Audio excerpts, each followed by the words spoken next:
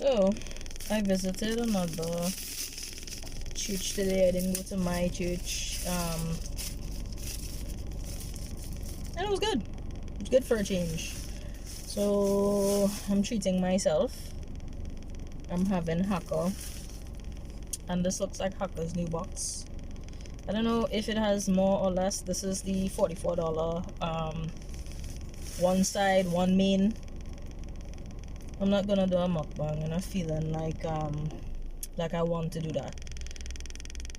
Not feeling like having people watching me eat. That's weird. But this is the Hakka in Shops of Maraval. It was the closest one because I went to a church in Port of Spain. So yeah. And it's 10 to 2 right now. Yeah. So this is Starlight in Maraval, and just basically cross the road from Shops of Maraval.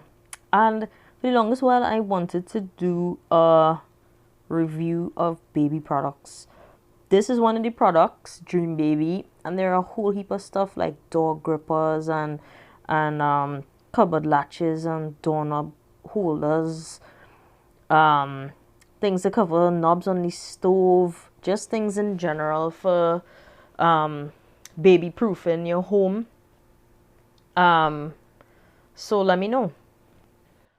So it's a little bit after 8 o'clock, and I was browsing through Facebook as I got home, and I got home probably an hour and a half ago. So I was out for pretty much the entire day. And when I was browsing through Facebook, I realized that my high school, my alma mater, would have published a commemorative magazine in today's Guardian. I didn't get a chance to look at it, but I will. But I found it fitting on a day like today to talk about what my views are on prestige schools. So I went to a prestige school. So this is the school. I mean, my phone camera is not doing justice. The paint on the ring is like completely chipped off. It's focusing on me. I don't know. Anyhow, it can't focus. This is the school. So I don't know what the hype about prestige schools is. I don't know why so many parents place pressure on their children, or let me place pressure and ascribe so much value and so much of a child's worth and so much pressure essentially for them to go to a prestige school. It does sound nice when you say my daughter goes to X school and my son passed for this college. It does. But what happens when life happens and they don't pass for their first choice, and you've built all the hype and you didn't factor in there to separate the fact that the school that they pass for does not in any way affect who they are as a person, the core essence of their identity. A lot of parents just are too one-sided with their children's aspirations, and they neglect to re-emphasize that their worth is and will always remain a certain thing regardless of their accomplishments or what life throws at them. Their worth and value is not pegged to that. So it's unhealthy, because a lot of people who, and I've come into contact with this in the workplace, I feel as though some prestige schools, probably not all, I can't speak for all, but they indoctrinate you to believe that you're somehow superior to other, people who go to other schools. You're probably the cream of the crop, so, and some people that gets to their head, and I guess that's what fuels so many stereotypes about people who attend prestige schools. But here's the thing, and here's the hard and fast reality. When you enter high school, the playing field is leveled. You start all over again. Yes, you may have passed for prestige school, but the next hurdle, at least in my day, was CXC. And there were people, and still are, and still will continue to be people who excel at CXC who never went to a prestige school, right? Prestige schools also focus on academics, academics, academics. Do you really get a real sense of what life is when you attend a prestige school? Or do you have a version of what's a version of life that is not really going to help you in the real world? Here's another thing. When you enter university, the playing field is level 2. And if you look at people who were in your classes, for those of you who went to university, any of the universities locally, maybe even internationally, and you look at your classmates, all of them went to prestige schools? No. Here's another thing. For those of us who are in the workforce, look at the person who works with you. Look at the person who you report to. Did they go to a prestige school?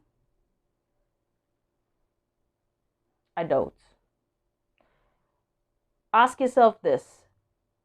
Where are the children who excelled at common entrance? I wrote the last common entrance and excelled at SEA. Where are they now? Is their life any much better off now? Some of them, yes, some of them, yes. But some of them, that was their peak. Common entrance, SEA was their peak. And some of us may peak later in life. Some of us, the education system is just not our strong point. We have intelligences in other aspects. And it does not mean that you are less of a person because you wrote an exam that discriminates. I hate to use that word. Discriminates based on writing an exam. So the playing field is leveled at university. The playing field is leveled in the workplace. And I feel as though people who went to non-prestige schools, I think they are leaders now. Because why? In prestige schools, you were indoctrinated to believe that the next stage is university education and you go as far as you can in that arena. But you know how many people who have masters, probably even PhDs, and they have sideline businesses that have nothing to do with what they invested so much time and money into getting?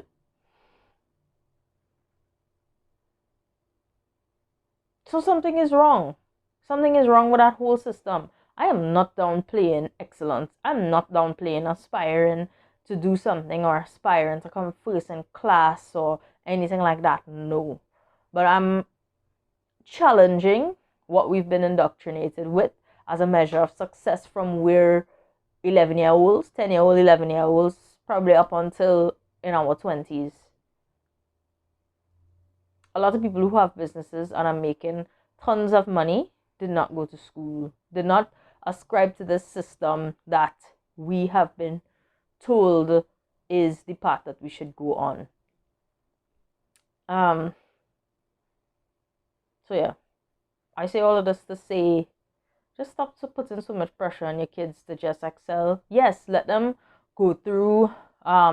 If math is not something that they're good at, yes, let them go through it, because not everything in life is easy, and it's not so much to get a good grade in math, but it's more so to learn to endure something that doesn't come naturally to you. I think that's a bigger lesson there.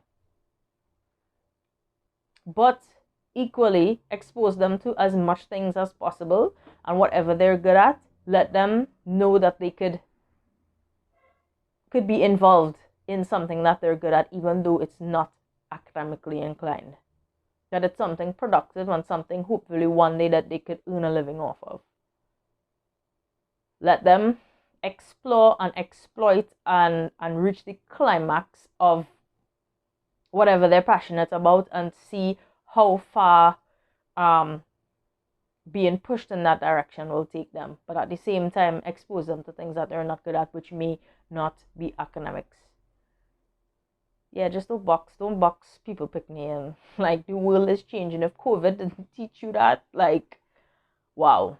It's not about getting a degree. sending your resume out and hoping that somebody hires you. It's much bigger than that. And when you look at the people who are excelling in that regard, I don't think they went to a prestige school. I think the people who went to prestige schools now are looking to them for guidance on how to navigate the times that we live in now. I hope that made sense. So I was in Superfarm today and I saw this. It's iron on letters for a t-shirt. That's so cool. And it's 2 sets of this. So I guess I'm gonna DIY my own first branded t-shirt. No logo, just words. So it comes with a ruler in there. These are the letters. I hope it's good quality, but they said it is. Easy to use ruler and placement guide. Yeah, just to find like a good t-shirt. So yeah, this is so cool. And did I tell you that it was just $10? Yeah, $10. Superfarm.